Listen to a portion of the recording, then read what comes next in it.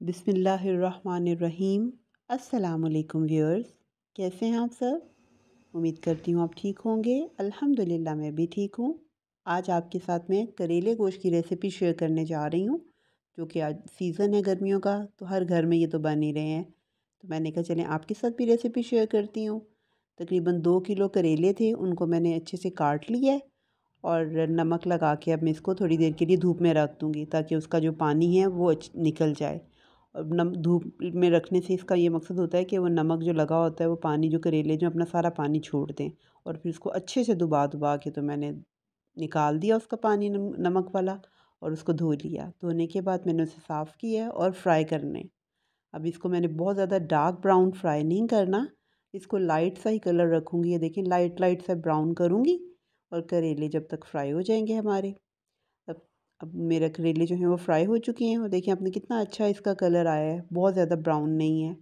अब मैंने, क्योंकि मटन में बनाने हैं, तो मैंने मटन जो है वो प्रेशर में ही मैं सारी चीज़ें डाल रही हूँ, ताकि वो इकट्ठी सारी जो चीज़ें मिक्स हो जाएंगी। साथ ही मैंने 2 मीडियम साइज़ के प्याज लिए हैं, वो मैंने काट लिए थे, वो मैंने इसमें डाल दिए हैं। मटन मेरे पास आधा किलो था। अगर आप इसमें बीफ का इस्तेमाल करना चाहते हैं आप बीफ कर लें, चिकन करना चाहते हैं चिकन कर लें। और लहसुन अदरक की पेस्ट मैंने डाली है, वो 2 टेबलस्पून है। आप अपनी क्वांटिटी के हिसाब से रख लें, अगर आपके पास ज़्यादा मटेरियल है तो आप ज़्यादा डाल लें। सारी चीज़ें उसी हिसाब से डलेंगी। मैंने एक बड़ा प्याज था वो टमाटर वो डाला है, और नमक, मिर्च, हल्दी और सूखा धनिया डाला है, और थोड़ा सा ऑयल इसमें डाल दिया है। और पानी मैंने तकरीबन 1 मग डाला है इसमें, अपनी जो मटेरियल है उसके हिसाब से। और मैं फिर इसको प्रेशर लगा दूँगी। 10 से 15 मिनट के लिए हम इसे प्रेशर लगाएंगे। देखिए मिक्स मैंने कर दिया चीज़ों को। 10 से 15 मिनट काफ़ी होते हैं। 12 मिनट के अंदर ही तकरीबन ये मेरा हो गया था।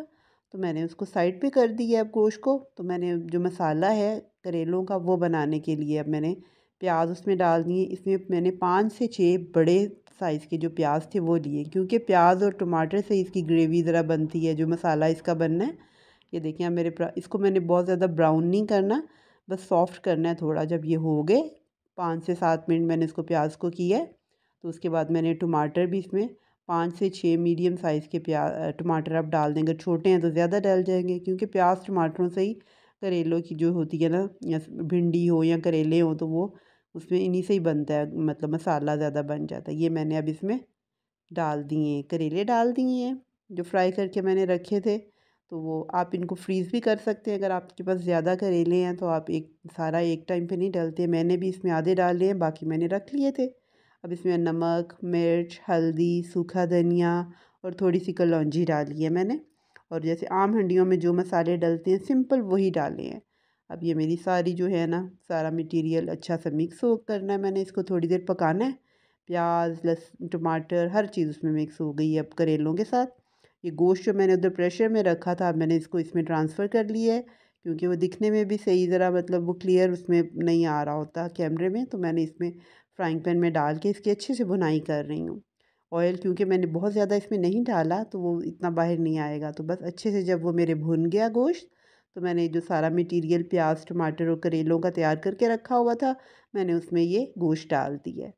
अगर आप बीफ का भी कर रहे हैं, चिकन कर रहे हैं, उसको भी आप इस तरह फिर एंड पे मैंने सब चीज़ों को मिक्स कर दिया है। अच्छे से इन सबको मैं मिक्स करूँगी और थोड़ा-सा इसको भूनूँगी।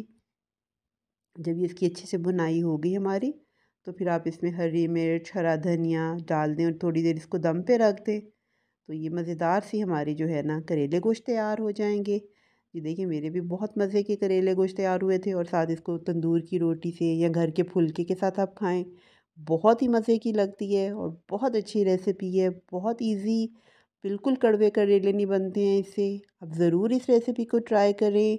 अपनी दुआओं में मुझे याद रखें। अल्लाह हम सबको अपनी हिफ्ज़-ओ-अमान में रखे। अगर आपने मेरे चैनल को अभी तक सब्सक्राइब नहीं किया तो मेरे चैनल को सब्सक्राइब करें, लाइक करें, शेयर करें। अल्लाह हाफ़िज़।